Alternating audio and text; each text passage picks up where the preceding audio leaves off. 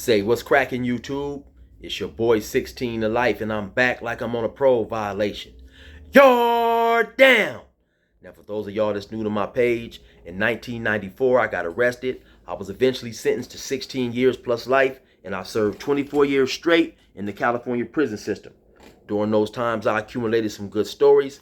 I'm going to share one with y'all today. If you happen to like this story, definitely be sure to hit that like button, leave a comment, subscribe. Most importantly, hit that notification bell. That way, anytime I drop a story, you will be notified ASAP, and you can hop on it whenever you're ready. Also, I rap. And like I told y'all, man, the flow is nothing like Curtis Blow. If you have not checked my music out yet, go to my YouTube playlist, scroll down to gas stations, and you will find a lot of it there. Now let's hop right up into this story.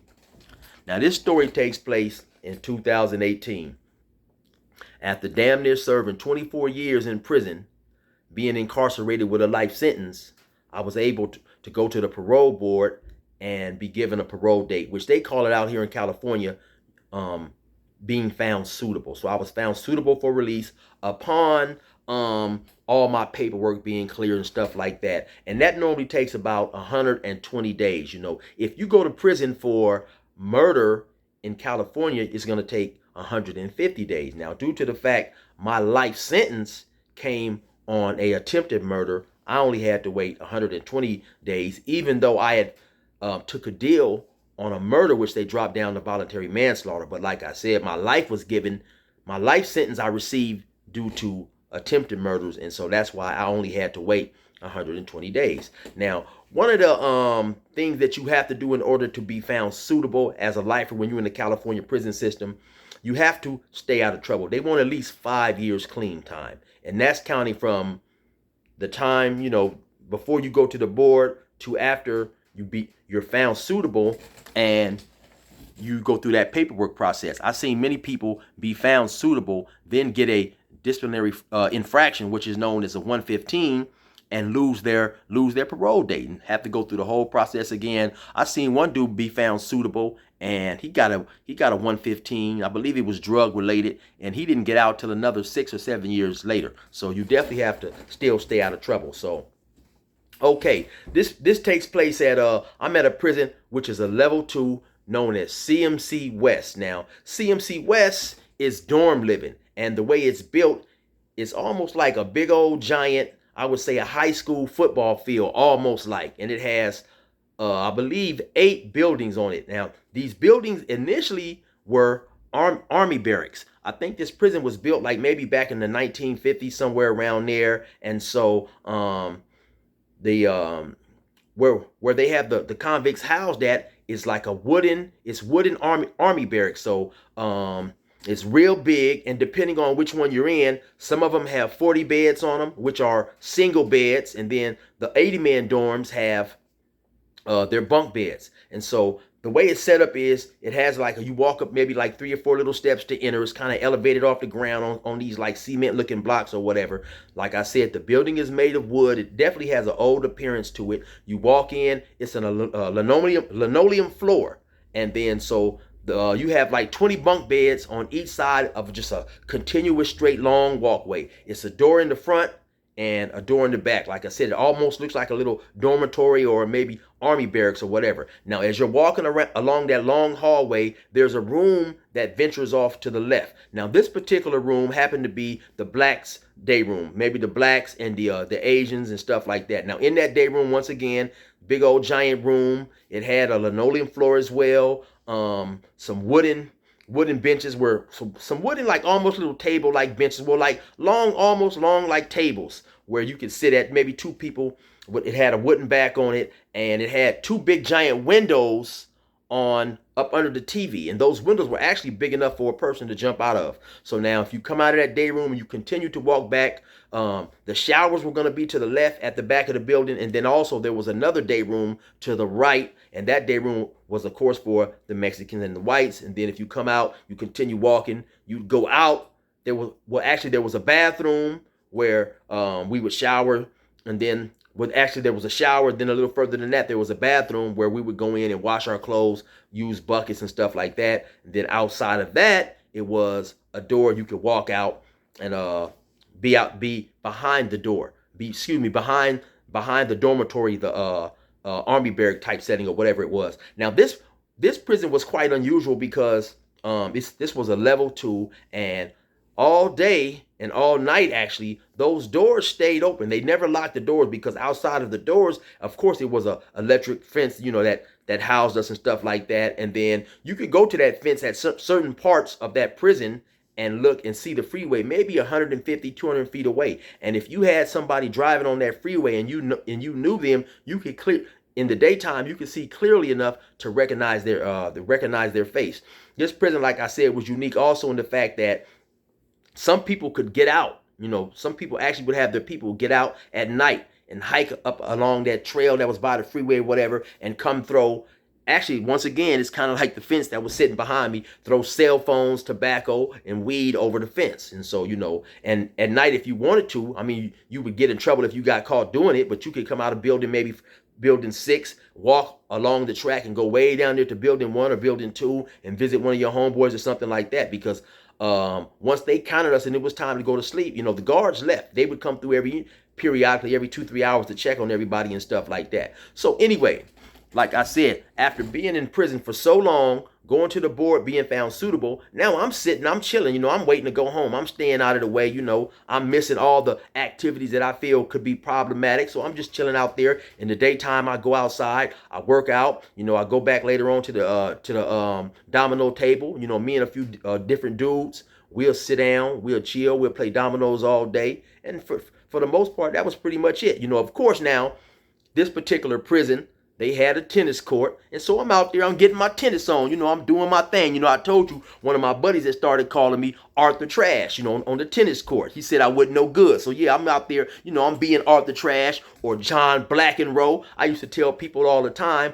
I'm the long lost brother of Serena and Venus. Yeah, I'm Penis Williams. You understand me? So I'm out there doing my thing, enjoying myself, staying, having fun and staying out of the way, because basketball in prison sometimes can get extremely problematic, especially with the younger group and generation coming in. They talking stuff and just doing a whole lot of stuff. So like I say, I'm chilling, I'm staying out the way. Now, I happen to be in this building. The building that I'm in houses, it's only 40 people in there. So, of course, it's much more room up in there. It's more of a privilege to be in that dorm because it's less people as opposed to 80 people in a dorm, with only 6 showers, 3 or 4 bathrooms or whatever it had, So it's definitely less, it's more quiet and, more space and just less things going on because, like I said, once again, this is dorm living, So, like I say, when you walk into the building, you have like 20 pretty much like metal cots, almost a little more than metal cots, but that's pretty much what it is. And they placed on each side. Now, maybe 2 or 3 beds away from me was this dude by the name of Bubba. Now, Bubba was from Florida. Bubba probably was 5'10",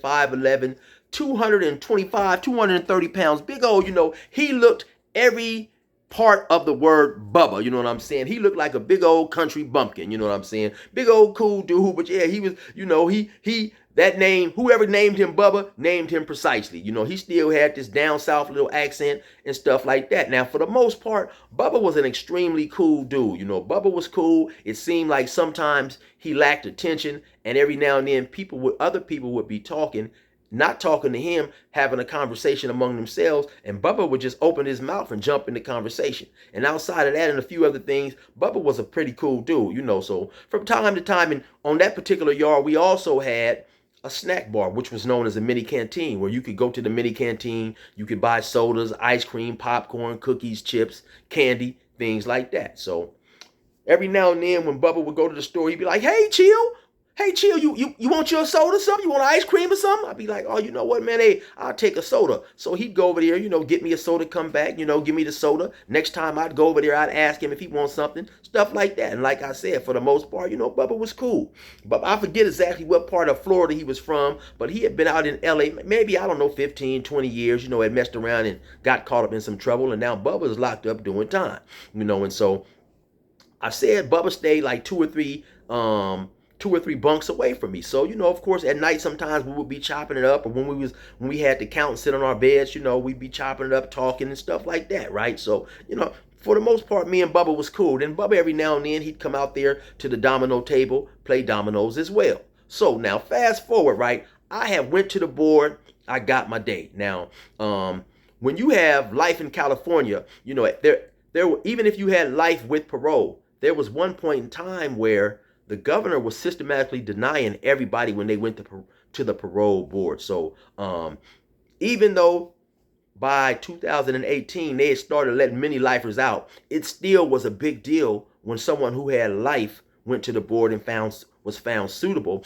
and it was spread like wildfire, you know. And so, of course, by this time, you know, dudes know how long I've been in prison. They know that I, you know, have life, and now I'm getting ready to go home. You know, of course, Bubba knew this as well. You know, I think, matter of fact, when I went to the board and came back, and because I tried to keep it secret, but it got out there, you know, he went over there and bought me a soda, you know, a celebratory soda or whatever it was, you know. So Bubba knew that I had life and was getting ready to go home. So now one day, this is on a Sunday, I remember in particular, I'm out there once again. I'm doing my thing. I'm Arthur Trash. I'm out there on the court.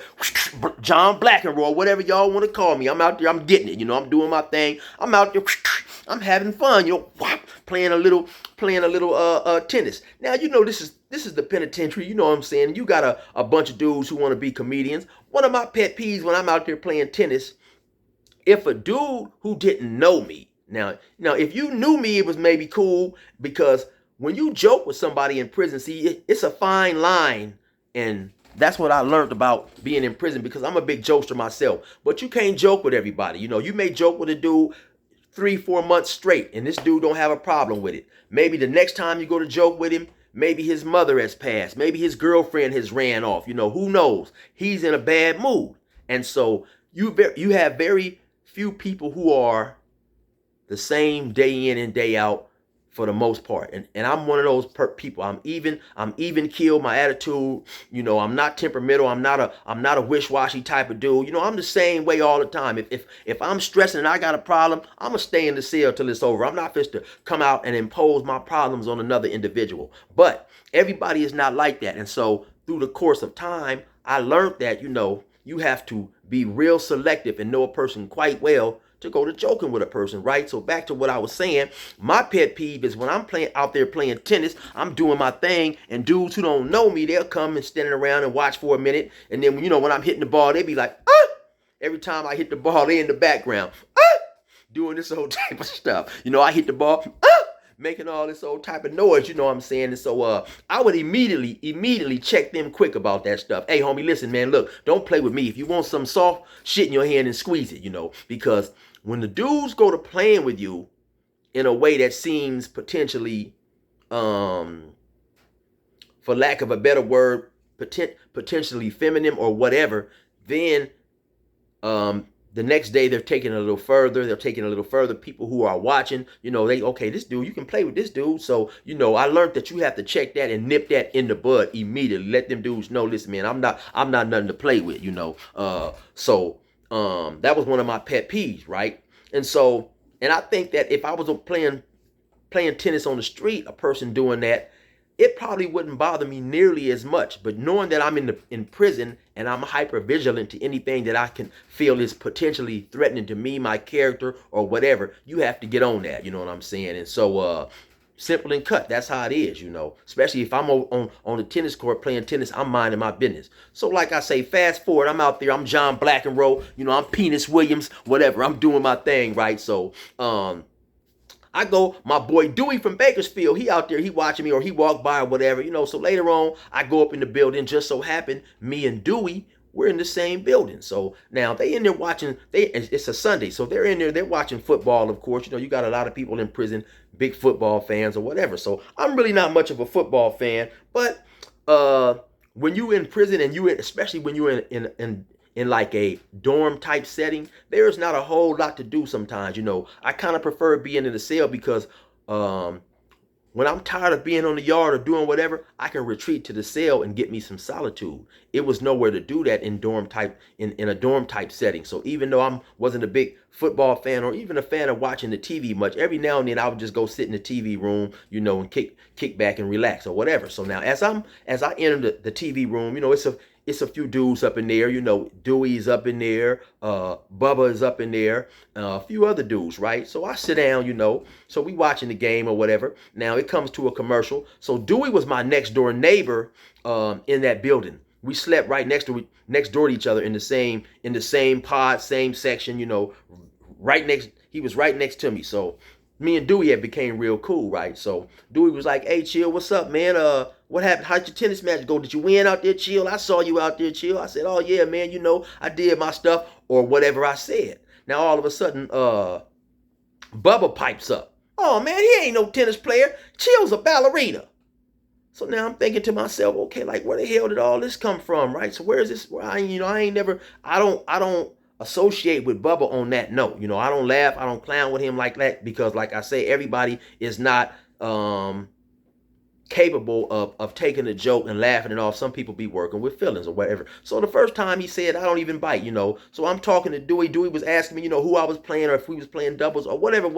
So I'm explaining like, "Yeah, man, woo, woo, woo." And then Bubba, he pipes up again. "Oh yeah, man, Chill ain't no tennis player. Chill's a ballerina. Chill's a ballerina." So I turn around and I say, "Hey, homie, listen, I don't play with you like that, man. Don't play with me. I don't know where you coming with this old type of mess. Hey, but leave me alone." But Bubba continues talking. "Oh man, Chill's a ballerina. Chill, he just continues talking stuff for another like 15, 20 seconds or whatever. Like I say, I don't understand where all this is coming from. So I tell him, "Hey, bitch, shut your bitch ass up, man. Who the fuck you think I am?" "Oh, who you talking to?" "I'm talking to you, you bitch." And so now he stand up. I'm like, "What's up?" He like, "Oh, you okay, Chill? Yeah, you gonna have to see me." I said, "No problem, homie. Bring your ass in here. Let's go back here to this bathroom." "Oh, just wait. Right now, it might be people back there. Just wait. I'm definitely coming to see you, though. I'm definitely coming to see you." I said, "Yeah, not a problem, right?" So I immediately go to my bunk. We got locks on there. In that particular building, we never kept the locks on our locker shut anyway. So I take my lock off, I put it in a sock. I go back to the day room. I said, "Hey man, let me holler at you. Come on back to this bathroom." "Oh, don't worry about it. I'll be back there, but just don't worry about it. I'm coming. I'm coming." So now I'm sitting on my bunk. I'm upset now because, like I said, now I didn't realize, okay, for one, I don't even know why this dude is playing with me. For two, I'm sitting over there minding my business, and for three, if I'm fit to mess my date off, it's gonna be well worth it. I'm fit to try to bust this dude's head, right? And so, because due to the fact that I'm a lifer at that particular time, even though I have been found suitable, if I get an infraction, a 115, like I said, once again, my date is gone. And especially if it's for violence, I might be stuck up in there another 5-10 years. But like I said, I'm minding my business. This dude is playing with me and I'm not having that, right? And so I throw my lock in the sock. In my pants or whatever. And so I go into the bathroom, maybe about 15-20 minutes later, right? So as I'm using the bathroom, here comes Bubba. But Bubba don't know I'm in the bathroom. Bubba is coming in there with a bucket with his pants in there, getting ready to wash his clothes and stuff, because we can check out these plastic buckets and wash our clothes. So by the time Bubba take 4 or 5 steps with his head down carrying the bucket, when he look up, he don't even realize I'm at the very back. I'm at the very back of the bathroom. He's still more closer to the front. Now, at the front, if you go take a couple of more steps and turn to the right, it's that entrance exit way, and then maybe 3 or 4 steps down is the guard's office. So I step up. I said, "Yeah, bring your bitch ass back here." So I come out the pocket with the sock and the thing. He like, "Oh no, hold on, Chill. Hold on, Chill. It's guards right up in here."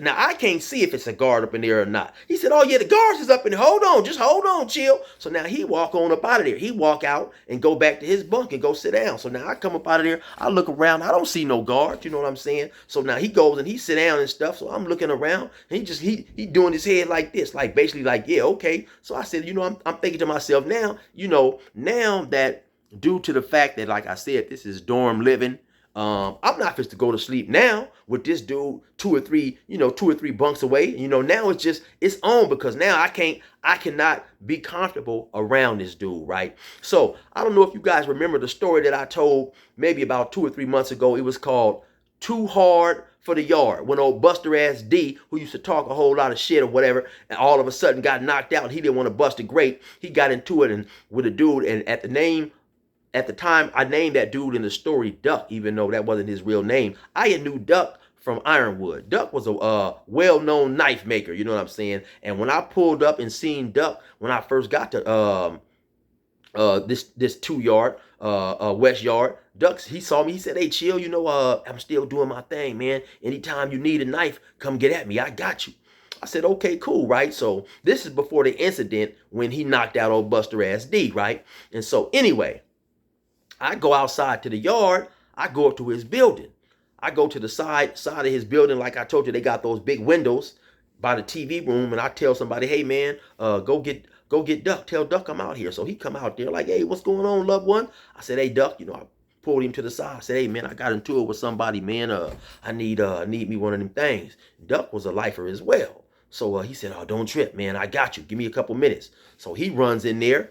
He comes back out a little later with a big old long, it's like long and silver, like an old brand new Cadillac or something. Now, me looking at it and doing a lot of time, I can tell that it's obvious that he's broke this or some type of way. He's got this off some of those like push carts that we use to put the food in and from time to time when we're locked down or whatever. It's like a long silver cart. It's almost look like a refrigerator on wheels, and they, you know, it's insulated where they keep the food hot and all that type of stuff. And so he's got an arm. It's these arms on the side, and it look like he's broke an arm off and sharpened the end of it. It's extremely sharp, and they got some holes, some metal holes or silver holes at the back of it, right? So I said, yeah, good looking out, you know. He asked me what was going on. I briefly informed him or whatever. Told him, you know, I get it back to you if I can, you know, if circumstances turn out and I can't get it back to you, you know, my bad. He's like, don't trip. But he said, if you can't,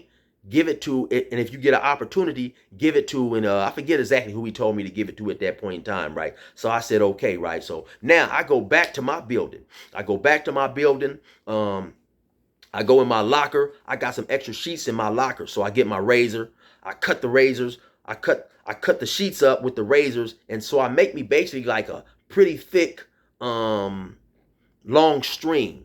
And the purpose of doing that is because, you know, I'd heard stories sometimes where people go to blast somebody and they get their knife took. So I put the strings through those holes.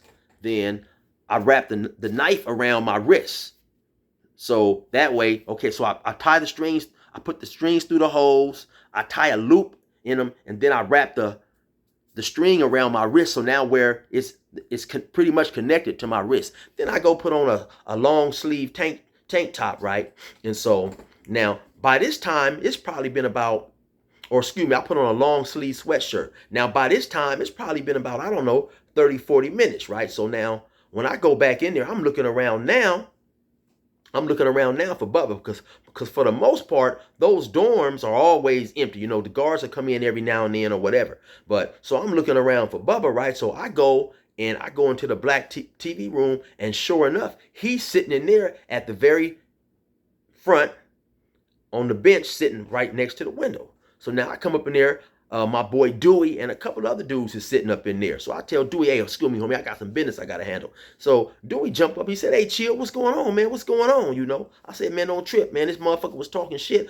I said, hey, you bitch ass motherfucker, what's cracking? So when he stand up, he turn around, and I dropped the knife. I dropped the knife up out of my sleeve. Like, what's up, motherfucker? He, hold on, chill. You taking this too far. By this point in time, though, I'm full. It's full steam ahead with me. I'm trying to knock all the Florida orange juice out his country bumpkin ass. Cause now he playing. So Dewey like, hold on, chill, hold on. I'm like, no, man, this dude trying to play games with me, you know, because I'm upset because, like I said, this dude, for one, he know I had life, right? So I don't know what the hell is on this dude's mind. For two, I'm sitting up there, I'm minding my business. You know, I hadn't said nothing to this dude. And for three, I'd asked him 1 or 2 times, hey man, listen, I don't play with you like that. I'm asking you, homie, stop playing with me. So now, when it's time to get cracking, don't get soft now, right? So now I start trying to get past Dewey going up there. This dude start getting by the window. He like trying to damn near crawl out, like he can hop out the window and go out to the yard. So he like, oh no, hold on, chill, hold on. So he acting like he ready to go out the window. My boy Dewey, who was a lifer and had went maybe 2 or 3 months before me and got a date.